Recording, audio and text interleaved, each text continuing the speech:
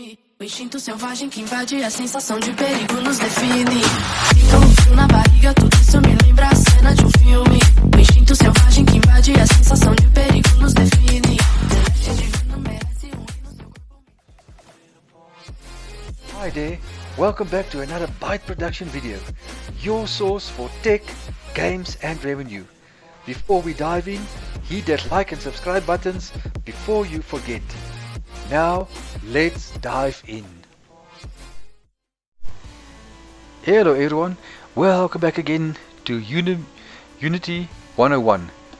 As you can recall, in part 2, I showed you how to create the floor that we named ground. We created a cube and we placed the cube on the floor so that it doesn't stick underneath, it doesn't go through the floor. In this episode we're quickly going to have a look at all different tabs. I'm going to show you how to connect the camera to the character, and I'm going to show you how to better the lighting. So let's dive right in. Okay, firstly you'll see the cube is a little bit dark, so to get it more brighter, you just go to window and then you go down the list. You'll see there's one that says rendering, and then you click on lighting setting. It will open up a new tab for you, and then right on the bottom you'll see there's a tick box that say auto generate. So what you do is you click on the auto generate, and immediately after you ticked it, it will start baking the scene, and immediately it will show a more brighter and lighter scene. So what you can do is now you can drag this lightning tab to the inspector one.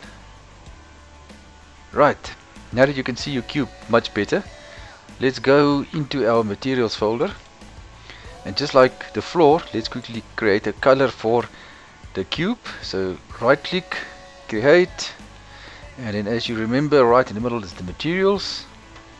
Okay, let's call it color 2, and then click on the color 2, and in the inspector tab you click on the color one, and just for the color you pick the color there, you choose the color, whatever color you want.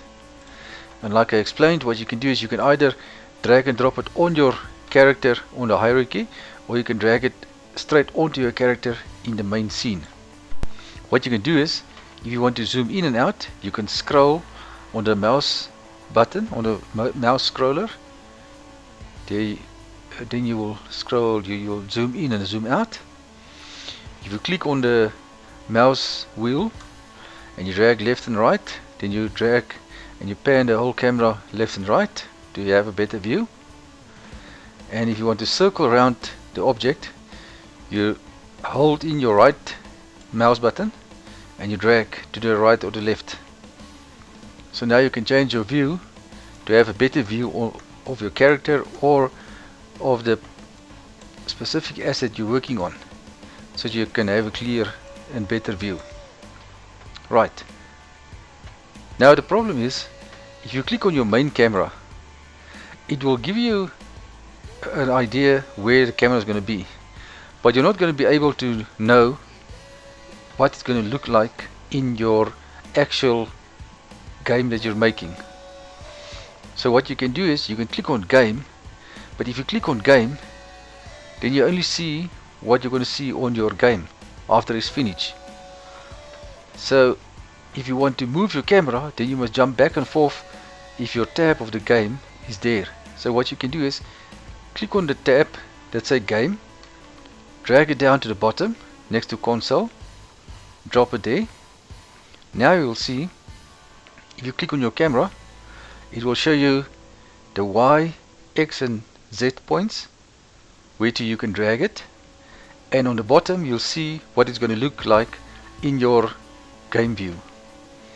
So what you can do is, now if you drag it on the Z-axis, you pull it closer to your player, you'll see it goes closer to your player. You can drag it on the X, left and right, and you can drag it on your Y-axis up and down. An easier way, if you want the camera to follow your character, is to drag the camera, the main camera in the hierarchy. If you drag it onto your player, or in this case the cube. So in other words, what's going to happen is, now the main camera is a child of the cube. So the cube is the parent and the main camera is the child.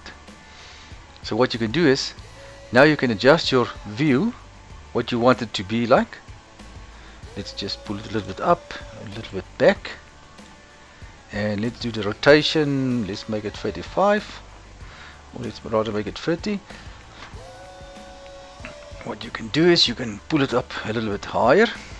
Alright, and the reason for this is, if I click on the cube, I just want to show you,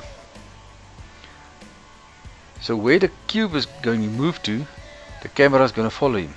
So if I drag it left and right, or if I drag it on the x-axis, you'll see the cube is moving, but the camera is fixed onto the cube.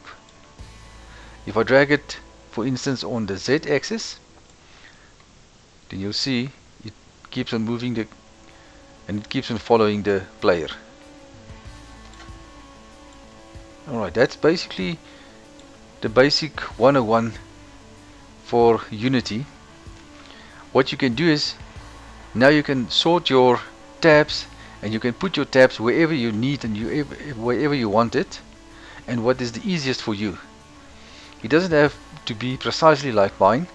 Whatever is the easiest, you can use that. What you also can do is, if you click on the windows and you go down to layouts, you'll see they've got some different options stipulated there as well. Let's say, for instance, we click on the 4 split, then it will show you a setup like this. And if you go back to Windows again, you click on layouts, 2x3, you're going to have something like this. If you click on Windows again and layout, and if you say default, it's going to jump back to the one that you had. That's one way that you can sort it out.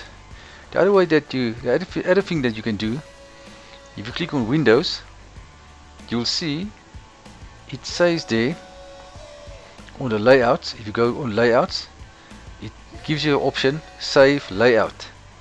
So if you click save layout, automatically it will open up a new tab for you, and let's just call it Byte Productions. Save it. Okay, if you go back to your Windows now and to your layouts, you'll see there's your layout saved.